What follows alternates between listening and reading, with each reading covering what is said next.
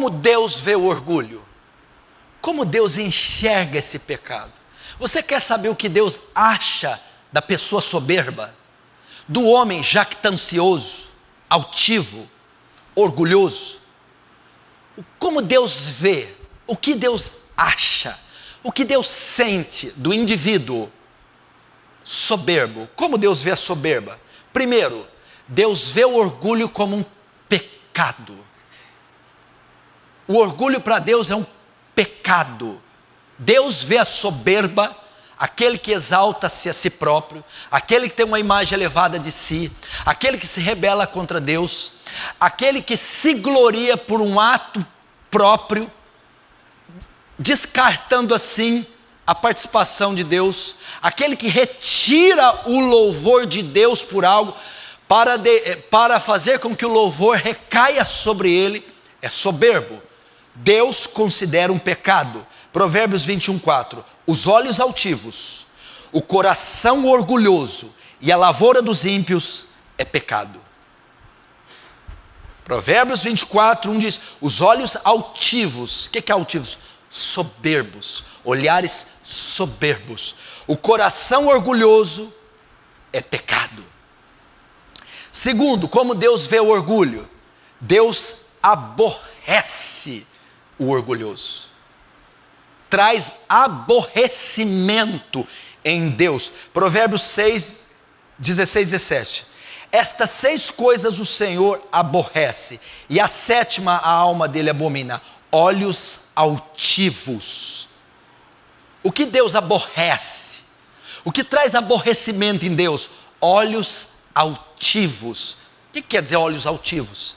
É uma definição de soberbos, orgulhosos. Primeiro, Deus considera um pecado. Segundo, Deus aborrece. Terceiro, como Deus vê o orgulho? Deus resiste os orgulhosos.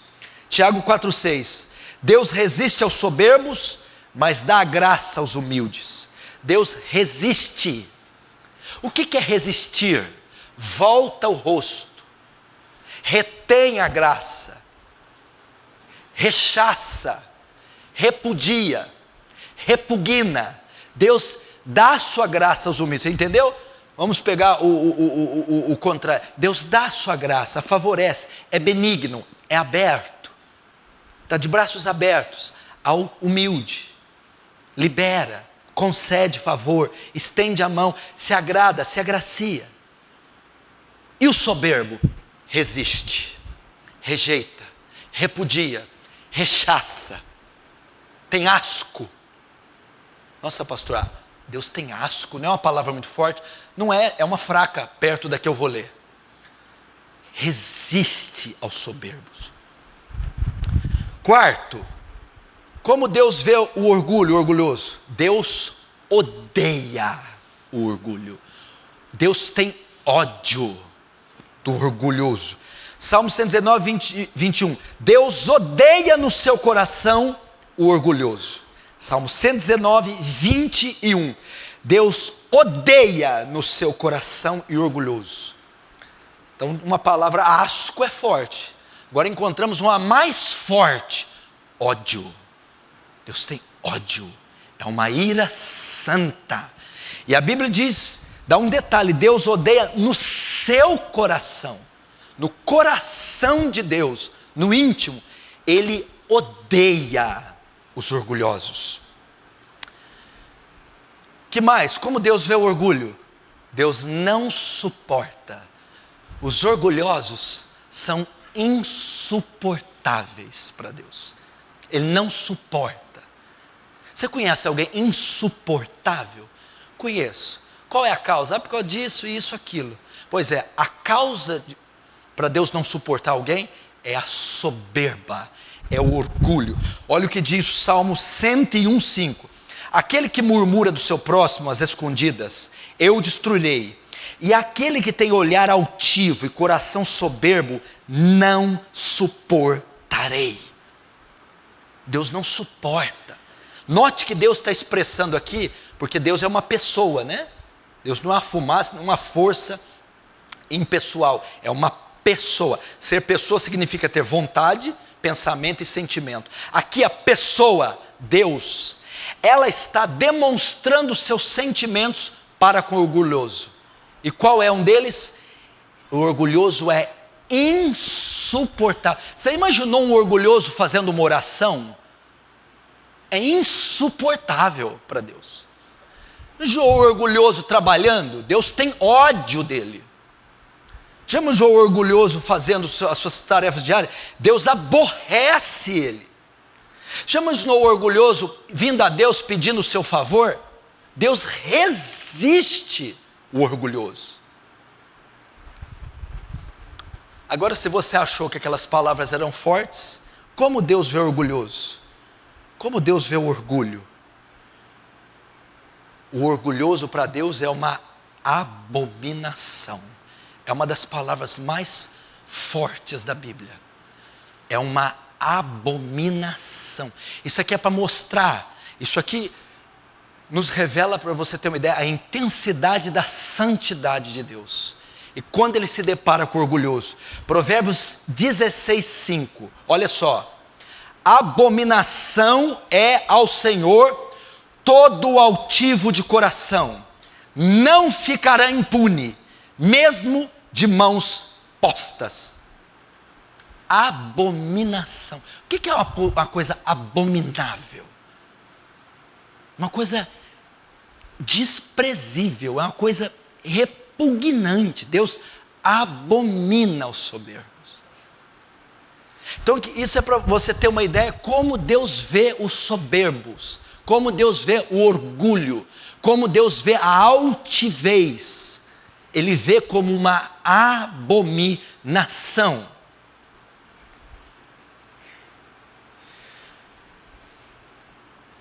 Quais as reações de Deus para com o soberbo?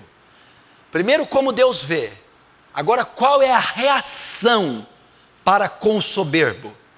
Primeiro, de humilhação. Isaías 2:12. O Senhor dos exércitos, olha isso aqui, tem um dia reservado para todos os orgulhosos e altivos, e para tudo que é exaltado, para que eles sejam humilhados. Querido, não é todo o texto da Bíblia que você encontra que Deus tem um dia reservado para algo específico. Não é verdade? São bem pontuais os textos escatológicos. Escatologia fala de algo para o fim. A Bíblia diz que Deus tem algo preparado para uma classe de pessoas e no fim. O que Ele tem preparado? A humilhação e o abatimento. Para quem? Para os soberbos. Deus vai humilhar. O Senhor dos exércitos tem um dia reservado para todos os orgulhosos e altivos. Primeiro, vai humilhar. Segundo, como Deus age com o soberbo. Primeiro, humilha. Segundo, sofrerá julgamento. Isaías 23:9. O Senhor dos exércitos o planejou para abater todo orgulho e vaidade e humilhar todos os que têm fama na terra. Julgamento. Primeiro, os soberbos serão humilhados pelo Senhor. Segundo, serão julgados e abatidos. Terceiro, qual é a reação de Deus para o soberbo? Castigo. Jeremias 50:31. Eis que eu sou contra ti, ó soberbo, diz o Senhor dos exércitos, porque veio o teu dia e o tempo em que hei de te castigar. Rapaz. Primeiro, como Deus vê o orgulhoso, o soberbo, o orgulho, vê como um pecado, aborrece, resiste, tem ódio, não suporta e considera uma abominação. Quais as reações? Humilhará e abaterá o soberbo, sofrerá um julgamento do Senhor e um castigo. Eis que eu sou contra ti. Olha a declaração que ele está falando. Ele está falando, eu sou contra você. Como é que você vai ficar do lado de um Deus que é contra você? É ruim, hein? Se Deus é por nós, quem será contra nós? É o cântico de vitória de Paulo. Quando Deus é por nós, a parada está ganha. E quando Ele não é? Em que casos Ele não é contra nós? Quando somos soberbos. Ele diz assim: eis que sou contra ti, ó soberbo, diz o Senhor dos Exércitos, porque veio o teu dia e o tempo que eu irei te castigar. É assim que Deus vê aquele que toma o lugar dele, aquele que é independente, que toma decisões à parte de Deus, aquele que não presta conta, aquele que se acha a última bolacha do pacote, aquele que tem o nariz empinado, aquele que está acima do bem e do mal, aquele que se rebela contra Deus direta e indiretamente. É assim que Deus vê. Olha a força desse pecado. É o pior pecado. É o pecado mais grave que alguém pode cometer. É o pecado da soberba. É assim que Deus vê.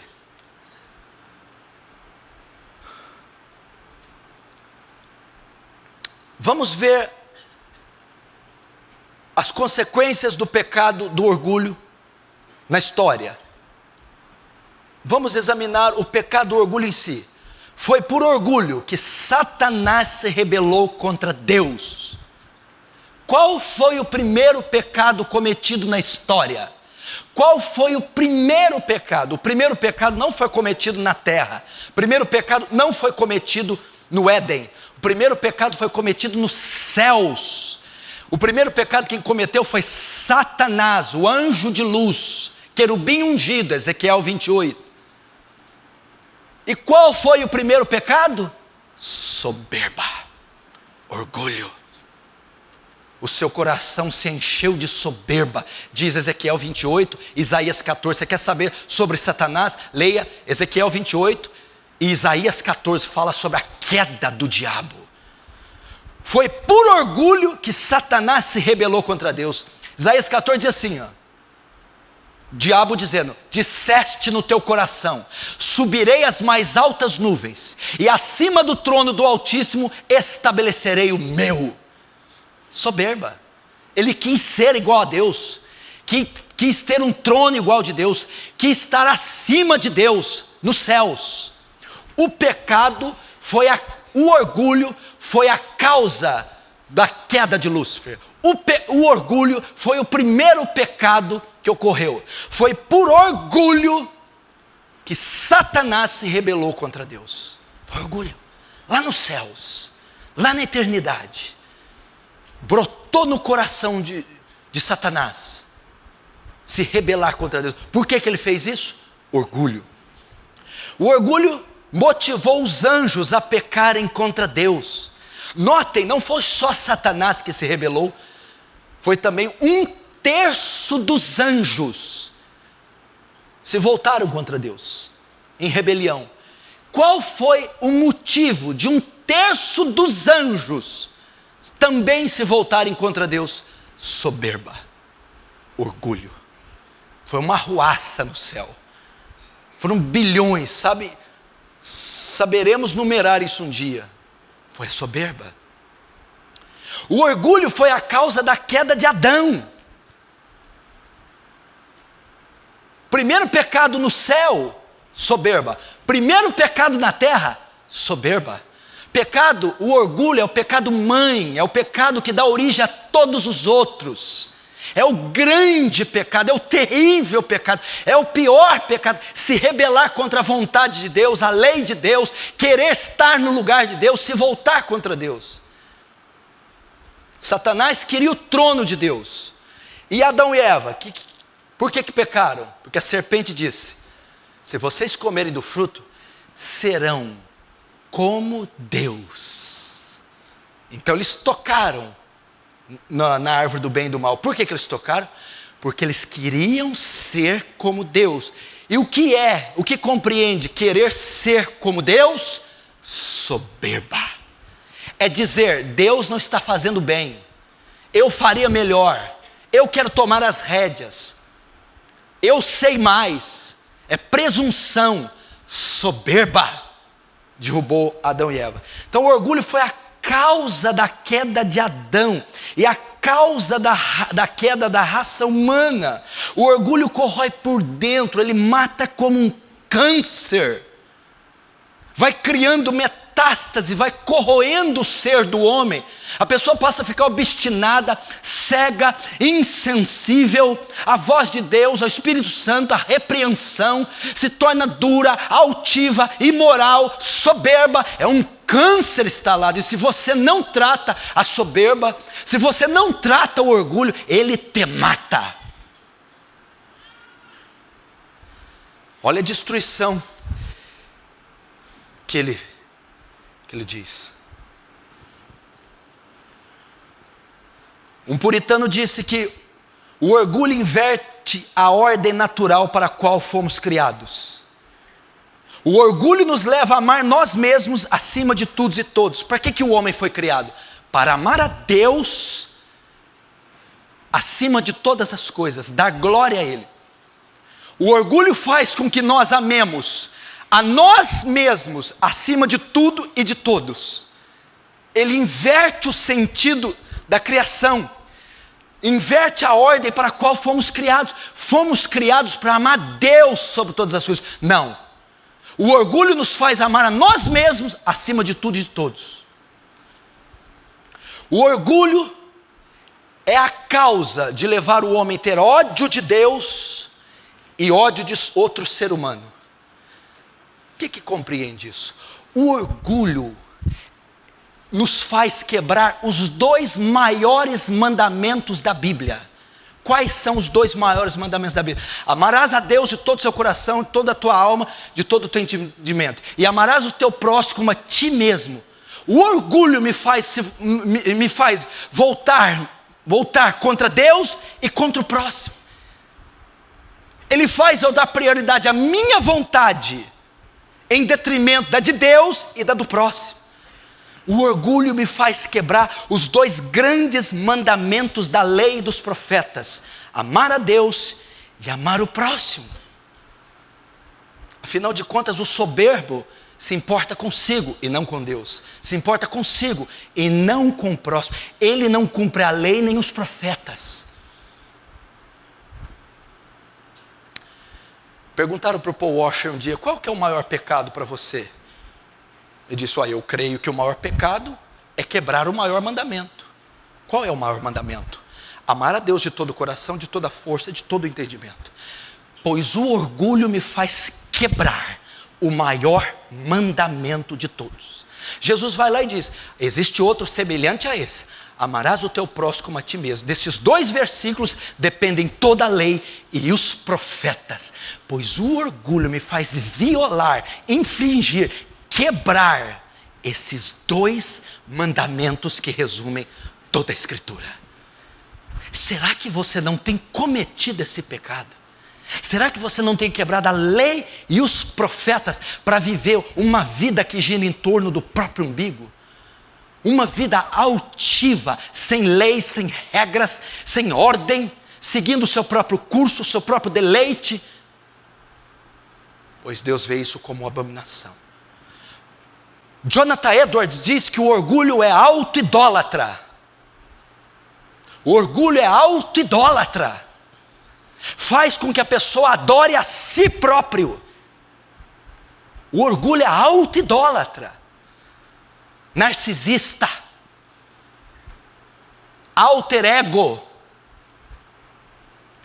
Jonathan Edwards diz também que o orgulho é como uma cebola. Você tira uma camada e tem outra. Você tira e tem outra, e outra, e outra, e outra, e outra, e outra. Sim, o orgulho. O Alexandre gosta de uma frase, cadê ele? Está aí. Raspe qualquer pecado e na superfície encontrará orgulho.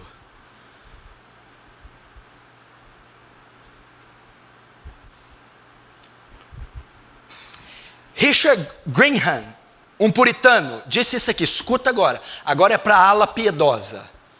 Quem disse aqui é Richard Graham, um puritano. Olha só.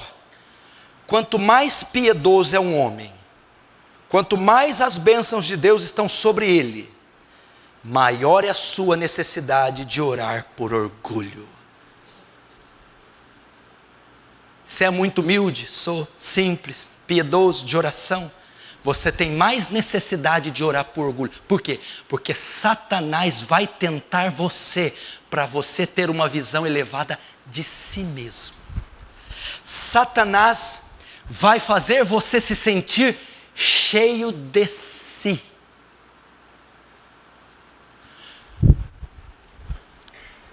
Quanto mais piedoso é um homem, quanto mais ele se eleva espiritualmente, mais vitória tem sobre o pecado, quanto mais bênçãos de Deus estão sobre ele, mais ele tem que orar por orgulho. Não foi essa a oração de Davi? Tem homem mais abençoado que Davi no Velho Testamento? Está entre os 5 mais abençoados seguramente. Ele vai dizer: da soberba livra teu servo, e ficarei livre de tamanha transgressão. Era a oração de Davi. Da soberba livra teu servo. Satanás vai tentar você. A soberba é um pecado terrível. Até a nossa santidade pode ser soberba. Presta atenção, você que luta por santificação, separação, distinção, crescimento, elevação, dilatação espiritual. Até a nossa santidade pode ser soberba. Por quê? Porque a pessoa trabalha para ser santa, não para a glória de Deus, mas para ter a reputação de ser santa. Isso é uma santidade soberba, pecaminosa. A pessoa é distinta, separada, invulgar, santa. Não, ela não é santa por querer ser santa, ser pura, por querer honrar a Deus, mas ela trabalha para ser santa só para ter a reputação de ser santa, de dizer que ora muito, que não usa, que não toca, que ora, que jejua, que isso. Santidade pela reputação de ser santo, e não santidade pelo desejo de ser santo. Santidade pela exaltação que ela trará a si, e não santidade pela glória que dará a Deus. Meu Deus do céu. Você já parou para avaliar por que você ora? Qual é o motivo da sua santidade? Por que você frequenta os cultos? Porque você jejua, lê a Bíblia?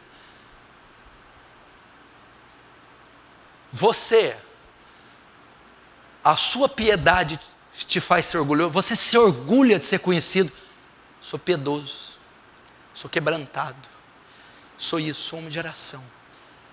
Você tem que tomar cuidado para não fazer com que esta fama te leve a praticar a piedade pela reputação que a piedade dá, e não para ser santo e honrar a Deus. Isso é fortíssimo, isso é seríssimo. Martin Lloyd Jones disse que até a nossa humildade é soberba. Até a nossa humildade é soberba.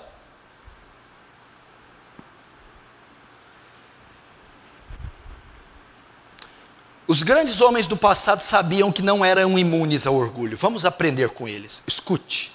Eu vou ler algumas frases aqui, porque isso aqui porque nessa área os puritanos são imbatíveis. Leia os puritanos, compre o livro dos puritanos, veja a vida dos puritanos, decore os puritanos. Dizem que os puritanos foram aqueles que viveram, mais se assemelharam aos apóstolos. Pode ler. Os grandes homens sabiam que não estavam imunes ao orgulho. O orgulho não vai me tocar, eu não sou orgulhoso. Tem gente que tem orgulho de ser humilde. Olha o que Robert Moore McCheyne, olha, eu vou citar algumas frases que os homens diziam de si próprios. Escute isso aqui, pastor. Robert Moore McCheyne: eu sei que sou orgulhoso, e sei que não conheço nem metade do problema. Jonathan Edwards: meu coração é um abismo sem fim, de todos os tamanhos, cheio de orgulho. Cotton Mather, isso aqui são todos puritanos, olha isso aqui: eu tenho o desejo de enxergar o meu orgulho como a própria imagem do diabo. Agora, Esse aqui é um dos mais fortes. Escuta isso aqui. Thomas Shepard. Olha isso aqui. Ontem eu jejuei só para mim mesmo, sem que ninguém soubesse, para conquistar todo o orgulho restante do meu coração. Ele se consagrou, ele fez um jejum secreto, sem ninguém saber. E aquilo elevou mais ainda o orgulho dele. Agora, Henry Martyn, outro puritano. Os homens frequentemente me admiram, e eu me sinto bem com isso.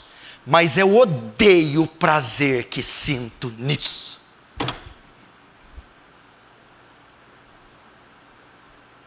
Esses homens sabiam que eram soberbos para mim. Agora vamos para os sintomas do orgulho. Os sintomas do orgulho. Eu vou tentar ir bem rápido. Primeiro sintoma, você quer saber se você tem orgulho, lida com orgulho. Melhor, você quer saber se você tem orgulho, se o seu problema é grave com orgulho. Vamos saber se você tem problema com a soberba, se você é um homem, uma mulher soberba. Como eu detecto alguém soberbo? Pelos sintomas que ele transmite, que ele dá. Vamos ver alguns sintomas e você vai se avaliar. Primeiro sintoma, a busca pelo louvor. A busca pelo louvor, pelo elogio. Pessoa que tem soberba, ela fica à procura do louvor. O orgulho passa, presta atenção, por 3 áreas. Pelo ser, o ter e o saber. O ser, o ter e o saber. Se a pessoa tem problema com orgulho, ela tem nessas 3 áreas. No ser, no ter e no saber. Sintomas de uma pessoa orgulhosa. Ela busca louvor naquilo que ela tem, ou naquilo que ela sabe, ou naquilo que ela é. Ela sai à procura disso. Ser reconhecido, engrandecido, supervalorizado pelo que temos. Então, ser, ter, e saber. Primeiro saber, sabedoria. Alguém com capacidade, alguém com o dom do saber, ela busca louvor por causa do dom do saber que ela tem. Ter, qualquer coisa que seja motivo de se elevar. O soberbo busca louvor pelo que ele tem, pelas posses, qualquer coisa. E pelo ser, as posições que ele ocupa em qualquer lugar. Então, o primeiro sintoma, a busca pelo louvor. O orgulhoso gosta de ser reconhecido, engrandecido, supervalorizado pelo que ele tem, sabe e é. Ele quer o reconhecimento, ele busca, ele procura o louvor.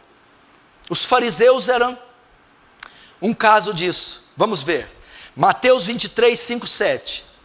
Jesus está falando dos fariseus. Vocês, fariseus, fazem todas as coisas a fim de serem vistos pelos homens, pois trazem largos filactérios e alargam as franjas das suas vestes, e amam os primeiros lugares nas ceias, e as primeiras cadeiras na sinagoga, e a saudação nas praças, e os serem chamados pelos homens, Rabi, Rabi. Orgulho. Por que eu sei que os fariseus eram soberbos? Porque fazem todas as obras a fim de serem vistos pelos homens, a fim de receber o elogio dos homens, em busca do louvor dos homens, do reconhecimento dos homens. Esse é um sintoma do soberbo, e os fariseus eram extremamente soberbos. Segundo sintoma, espírito crítico. Primeiro, a busca pelo louvor. O espírito crítico. O que é o espírito crítico? É pensar que o nosso ser, ter e saber é melhor do que os outros, e criticar qualquer um que ameace a nossa posição.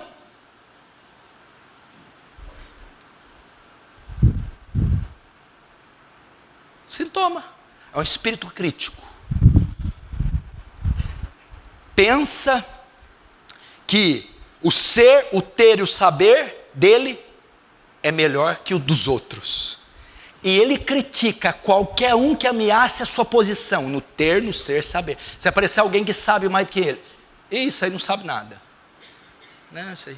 Se aparecer alguém que tem mais do que ele, não, ele tem, mas não é bom.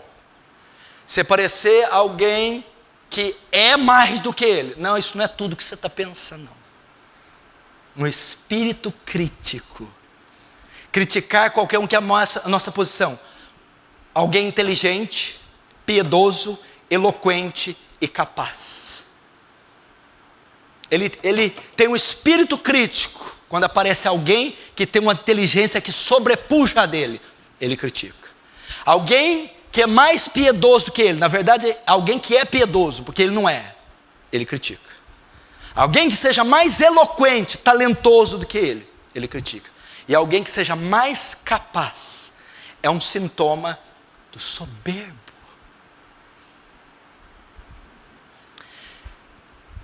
Dentro do espírito crítico, o sintoma do soberbo é que ele é crítico. E ele, presta atenção, e ele se satisfaz quando sabe que outros foram criticados ou se deram mal nas áreas que competem com ele. Rapaz, se satisfazem, se alegram. Por exemplo, eu jogo bola, o outro joga bola. E eu critico ele porque ele é melhor que eu. Aí ele quebra a perna. Eu me satisfaço pela ruína dele na área que ele compete comigo. Ou ele recebe uma crítica de um jornal, que é pior do que eu. Eu me alegro com aquela crítica feita sobre aquele que compete comigo na mesma área. O orgulho nos faz julgar. Quem tem, sabe e é mais do que nós. Então o espírito crítico faz você pensar que é melhor que os outros e critica quem ameaça a sua posição. O espírito crítico te faz satisfazer quando aquele que compete com você é criticado ou se dá mal na sua mesma área. E o espírito crítico te faz julgar quem tem, sabe mais, tem, sabe e é mais do que você. Eu vou ler isso aqui de novo, porque isso aqui é muito forte. O orgulhoso tem um espírito crítico. Ele se satisfaz quando sabe que outros foram criticados ou se deram mal nas áreas que competem com ele.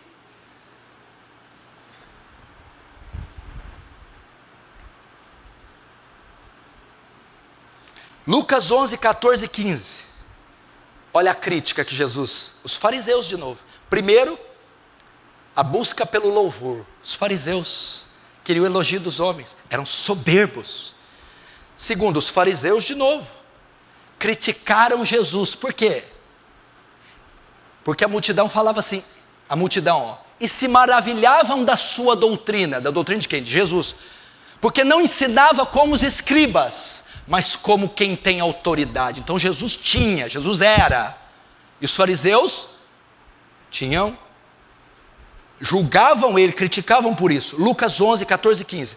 Estava ele, Jesus, expulsando um demônio, o qual era mudo. E aconteceu que, saindo o demônio, o mudo falou, e maravilhou-se a multidão. Agora olha a crítica. Mas alguns deles diziam, ele expulsa os demônios por Beelzebu, príncipe dos demônios. Morrendo de inveja, cheios de soberba, viram uma operação divina, maravilhosa, superior a deles, que ameaçava a posição deles. Criticaram Jesus. Você expulsa demônio por Beelzebu. Ofenderam, rebaixaram, denegriram a posição, a obra, o talento de Jesus. O soberbo faz isso, ele desmerece os outros. Ele denigra, ele rebaixa os outros, aquele que compete com ele. Soberbo.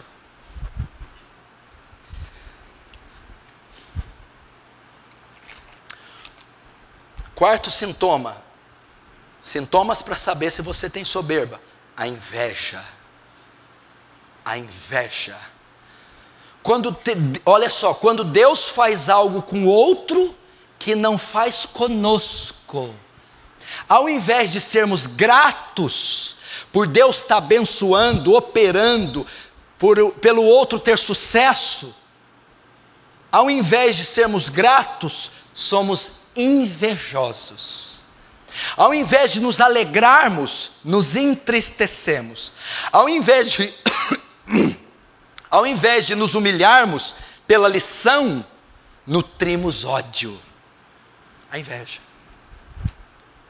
é aquele que nunca se alegra com a vitória do outro, mas se entristece. É aquele que tem ódio do sucesso, do crescimento, do progresso, do ter, ser e saber do outro, e queria a posição dele. Torce para que ele não cresça, para que ele não avance. Invejoso. Ao invés de ser grato, alegrar. Glória a Deus por Deus estar fazendo com esse, com aquele, abençoando, qualquer outra coisa. Somos invejosos.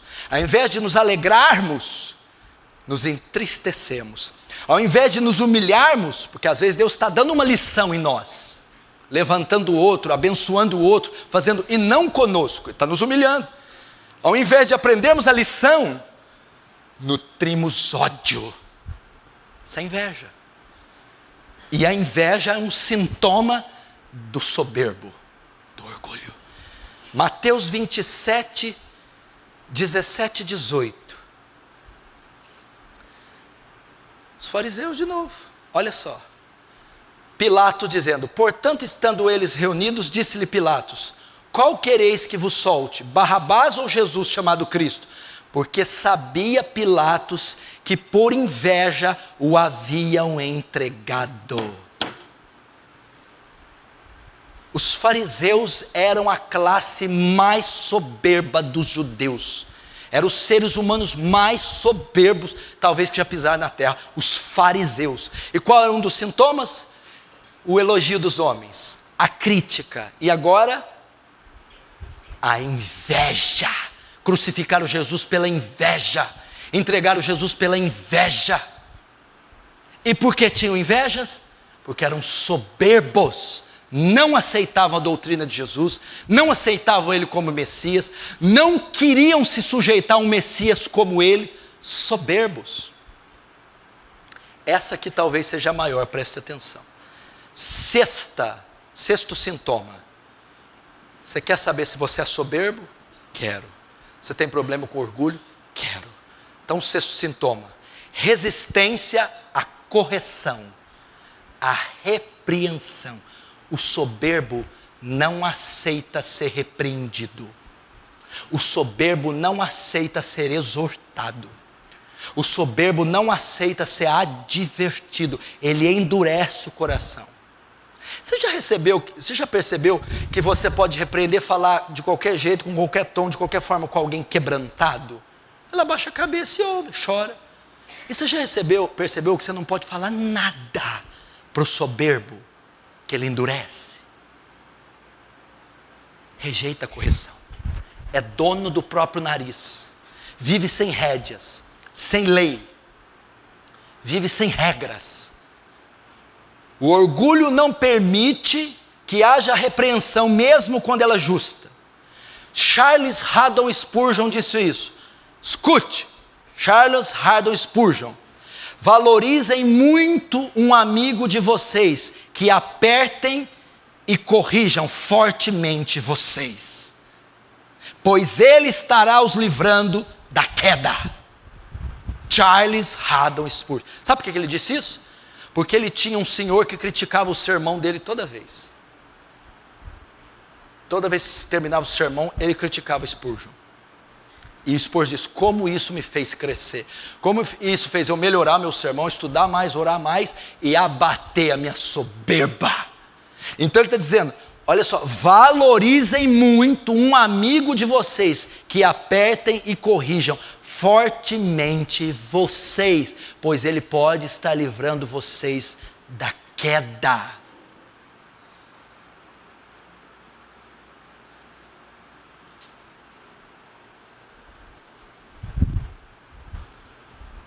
Mas o sexto sintoma, resiste à repreensão. Foge dela, Se esquiva, marca uma conversa no gabinete, não vem. Manda uma mensagem no celular, não atende, não responde. Liga, não atende. Manda uma mensagem, não responde. Confronta o assunto, muda de ideia, se esquiva. Por que não atende o celular? Por que se esquiva da conversa? Por que não responde a mensagem? Por que não comparece no gabinete? Soberba. Vaidade. Orgulho. Soberba. Soberba.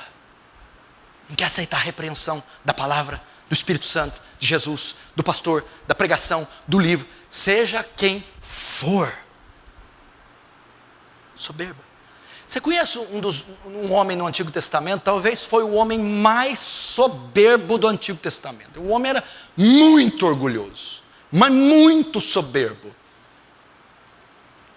Ele está em 2 Crônicas 33, era o rei Manassés.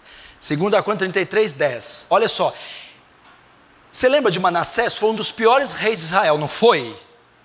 Só errou. Aí ele foi repreendido várias vezes. Olha a resposta dele. E falou o Senhor a Manassés e ao seu povo, porém não deu ouvido. Manassés não aceitou a repreensão, a correção. Por quê? Porque Manassés era soberbo, orgulhoso.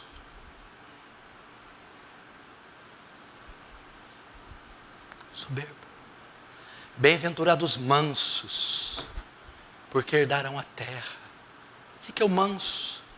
Bem-aventurado o pobre de espírito, porque dele é o reino dos céus. Bem-aventurados os pacificadores. É o contrário do soberbo. O pobre de espírito, o manso, ele aceita a repreensão. Filho meu, não desmaies quando for repreendido, porque o Senhor corrige, açoita, exorta a quem ama e quem tem por filho. As soluções para o orgulho, como vencer o orgulho, e eu já encerro. Como então lidar com o orgulho? Você se identificou com o orgulho? Você é orgulhoso? Você é soberbo? Se você for, preste atenção, saiba que você está cometendo o pecado mais grave que existe. A causa da queda de Satanás, da rebelião dos anjos no céu, da queda de Adão e Eva.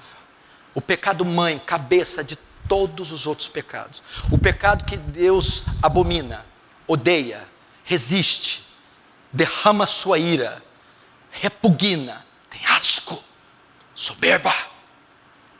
Você precisa lidar com esse pecado. Talvez alguns estão ouvindo a minha pregação com arrogância. Estão julgando todo momento. Estão resistindo, relutando. Isso é a maior expressão da soberba. Porque o humilde, já nos 10 minutos do primeiro tempo, já jogou a toalha, já se rendeu. Mas o soberbo não. Ele trava uma batalha épica, colossal. Você já viu aquele filme antigo, A Guerra dos Titãs? É colossal, é épica, é um vulcão em erupção para resistir cada sílaba pronunciada. Isso é soberba. Você precisa tratar esse vil pecado, esse asqueroso pecado, o qual todos nós possuímos. Todos aqui são soberbos, sem exceção. Alguns apenas numa medida maior e outra menor. Qual a maneira de lidar com orgulho? Primeiro, você lida com orgulho nas aflições que Deus envia na sua vida. Agora você vai saber porque você está sofrendo. Está passando vale, provação, tribulação, aperto financeiro, seja o que for. Pode ser a razão dessa aflição. Pode ser que Deus está trabalhando o seu orgulho. A maneira de Deus destruir o orgulho, combater o orgulho, é com as aflições, é com o sofrimento. É porque talvez você seja extremamente soberbo, e Ele está tentando colidir, Ele está tentando Implodir o orgulho na sua vida. Quer um exemplo disso? 1 Coríntios 12, 7. Olha só, eu vou falar. Conheço um homem que há 14 anos, se no corpo ou fora do corpo, não sei, Deus o sabe, foi ao terceiro céus e viu coisas inefáveis que não é lícito dizer aos homens. Pela grandeza das revelações que eu recebi, Paulo está dizendo, pelas grandezas da revelação que eu recebi, não, e para que eu não me ensoberbecesse, para que eu não ficasse soberbo, orgulhoso, pela grandeza das revelações que eu recebi, foi-me colocado um espinho na carne, a saber, o mensageiro de Satanás para me esbofetear, pelo que orei 3 vezes pedindo a Deus, para que tirasse o espinho, e da mesma sorte 3 vezes ele me respondeu, a minha graça te basta. O espinho na carne é um tipo de sofrimento. O espinho é uma tribulação, é uma dor aguda, é uma crise. E qual foi a causa do espinho? Tratar a soberba de Paulo, combater, suprimir, aniquilar a soberba de Paulo. Então uma das maneiras de Deus quebrar seu orgulho é humilhando você. E uma das maneiras de Deus humilhar você é a aflição, é o sofrimento. Deus faz uso do sofrimento para nos abater. Segundo, primeiro, Deus envia as aflições. Segundo, saber que o orgulho está no mais profundo do nosso coração. As pessoas não lidam com orgulho porque pensam que não são orgulhosas. Você é quase uma freira. É tão bonzinha, é tão doce. Querido, não tem essa de homem bonzinho. Lê Romanos 1, 2 e metade do 3. Eu só vou vencer quando eu expor a ferida. Quando eu souber que a ignorância, a hipocrisia, o mundanismo, a maldade, a incredulidade, a ofensa, a blasfêmia estão no meu coração. Quando dizer, Deus, eu sou soberbo, eu sou orgulhoso, eu sou iníquo, eu sou incrédulo, eu sou hipócrita, eu sou mundano, eu entristeço o teu espírito, eu ofendo a sua glória. É assim que você trata. Se você continuar achando que é uma pessoa boa, que não tem nada de errado com a sua vida, você não conseguirá lidar com o orgulho. Primeiro é reconhecer que você tem um coração mau, que abriga maldade. Jesus diz, do coração do homem é que vem os maus desígnios, os adultérios, os vícios, a prostituição, a soberba. Você não ouve a sua esposa porque você é soberbo. Você não atende o seu marido porque você é soberba. Você não obedece seu pai e sua mãe porque você é soberbo. Você não obedece regras e normas porque é soberbo. E quando você reconhecer que as suas falhas são oriundas da soberba, você vai vencê-la. Terceiro,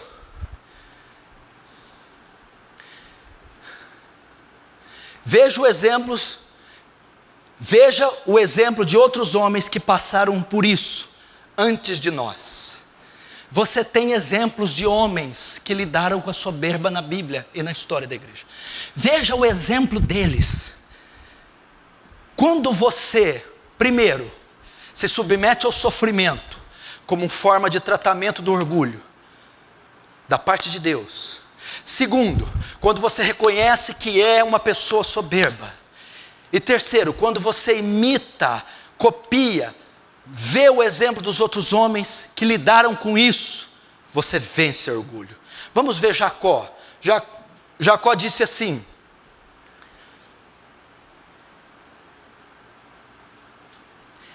eu não mereço nenhuma das misericórdias de Deus.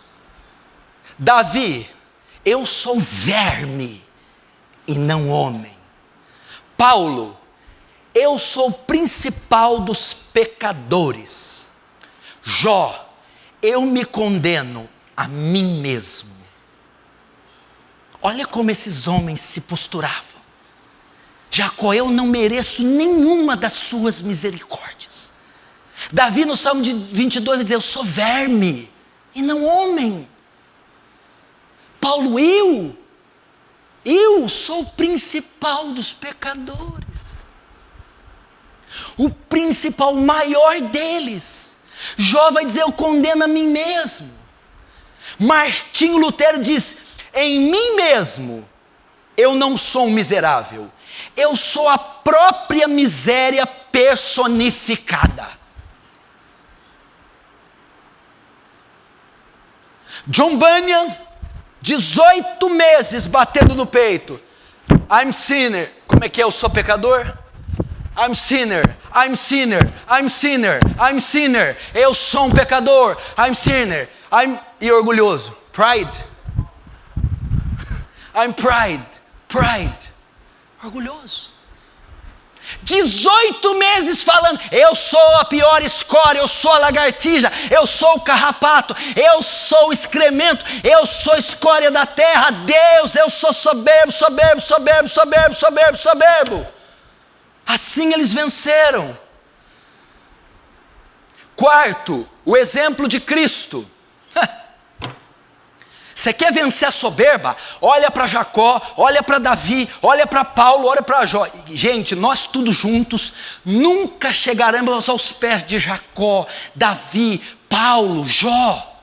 E esses homens se consideravam, Paulo vai escrever aos Coríntios capítulo 6, nós os apóstolos fomos colocados por últimos, somos feitos como espetáculo da terra, somos a escória. Ele vai dizer isso. Depois temos os exemplos de Cristo, Filipenses capítulo 2, que haja em vós o mesmo sentimento que houve em Cristo Jesus, que sendo em forma de Deus, não teve por usurpação ser igual a Deus, mas esvaziou-se a si mesmo, tomando forma de homem, e foi obediente até a morte, e morte de cruz. Mas que exemplo de humildade que Jesus tem? Que exemplo? Ele despojou da glória dele, ele tomou forma humana, para ser chicoteado, cuspido, não abriu a boca, não exigiu seus direitos, aguentou, sofreu tentações humanas, humilhações de toda espécie, sofrimento, dor, até chegar a uma morte injusta. Esse é o maior exemplo da Bíblia, exemplo de humildade. Em momento nenhum reivindicou seus direitos, como ovelha muda perante seus tosqueadores, foi Jesus. Se esvaziou a si mesmo, se humilhou até a morte, e morte de cruz. Quinto, como vencer a soberba? Volte-se a Deus em oração, derrame seu orgulho diante do trono da graça. Quando você for orar por orgulho, veja o orgulho como uma anomalia, como um crime hediondo. Peça para Deus curá-lo dessa terrível enfermidade, confesse-o, admita-o, coloque gravidade nisso. Ai, Deus sabe, eu sou orgulhosa, mas me perdoa. Não, Senhor, tira o orgulho de mim, Senhor, expurga a soberba de mim. Deus, eu não consigo suportar mais. Coloque gravidade. Se derrame ante o trono da graça. Diz, Senhor, eu possuo uma anomalia, um pecado terrível, salva-me. Se arrependa com agonia. Sexto, volte-se para a palavra. Por que voltar para a palavra? Jeremias 28 diz, não é a minha palavra fogo, diz o Senhor, e martelo que esmiuça a penha. Deus está dizendo que a palavra é um martelo, é uma marreta, que despedaça a rocha. A palavra de Deus é um martelo que despedaça o orgulho, ela destrói. Volte-se para a palavra. O que é isso? Pegue textos que falam de orgulho, textos que falam de humildade e aplique-os na sua vida. Ore por eles, reivindique que eles cumpram na sua vida. Conforme-se com esses textos. Lê o livro de Provérbios, está recheado de textos sobre soberba e sobre humildade. Volte, porque estes textos, essa palavra como um martelo vai esmiuçar, pulverizar o seu orgulho. 8º, pratique a humildade. Quer vencer a soberba? Pratique a humildade. O que é isso? Sirva pessoas, frequente lugares que você não está acostumado a ir. Você vai chegar em casa agora, tem uma jantinha lá, edredom, computador, luz.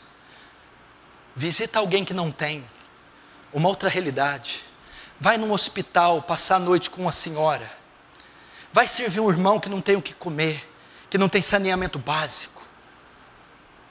Pratique a humildade, sirva os anciãos, visite membros desprezados, humildes, vá a asilos, à periferia, vá até centros que mostram uma realidade diferente da sua. Olha o que Joel Bick disse: quanto mais você serve os outros, mais você se esquece de você. Você está soberbo porque você não sabe o que é ficar sem comer 3 dias. O que é não ter banho para tomar. O que é ter doenças terminais. Pratique atos de humildade. Você vai ver que sua soberba vai ser destruída. 9º e último. Tenha alguém para prestar contas. Como é que é? Tenha alguém para prestar contas. Alguém que possa identificar erros em você, inclusive orgulho.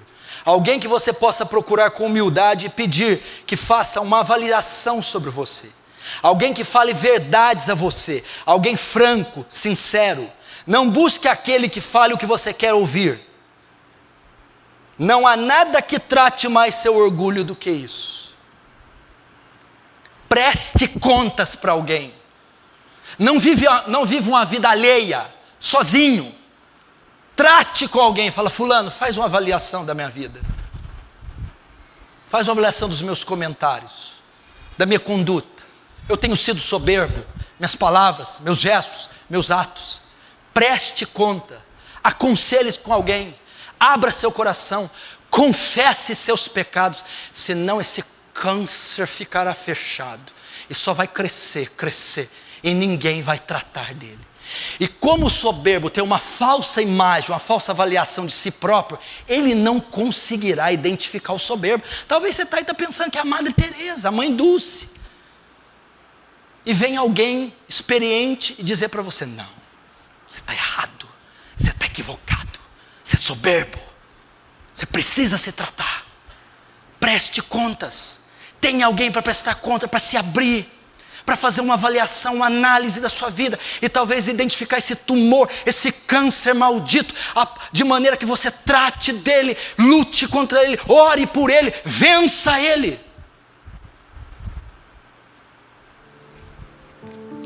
Humildade, a grande marca do apóstolo Paulo. Humildade. Quando há uma discussão em Coríntios, um é de Apolo, outro é de Paulo, outro é de Cefas, Pedro. Paulo chega lá para os coríntios. Que isso? Quem é Paulo? Quem é Pedro? Quem é Paulo? Se não ministros para os quais creste? De sorte que Paulo plantou, Apolo regou. Mas Deus é quem deu o crescimento. De maneira que nem quem planta e rega é alguém, mas Deus que dá o crescimento. Paulo, esse cheiro de morte para a morte, cheiro de vida para a vida. Mas para essas coisas, quem é suficiente? Quem é idôneo? Paulo está falando do ministério. Quem serve para isso? Quem presta para isso? Moisés, quando Deus manda a Faraó: eu sou um homem de lábios pesados, eu não sei falar. Homens humildes, simples. Davi: sou verme, não sou homem.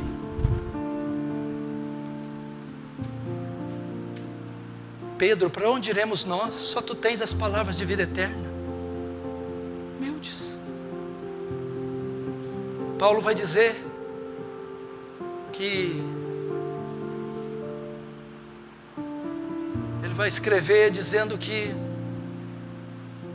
em nada tenho minha vida por preciosa, contanto que possa cumprir a carreira e pregar o evangelho da graça.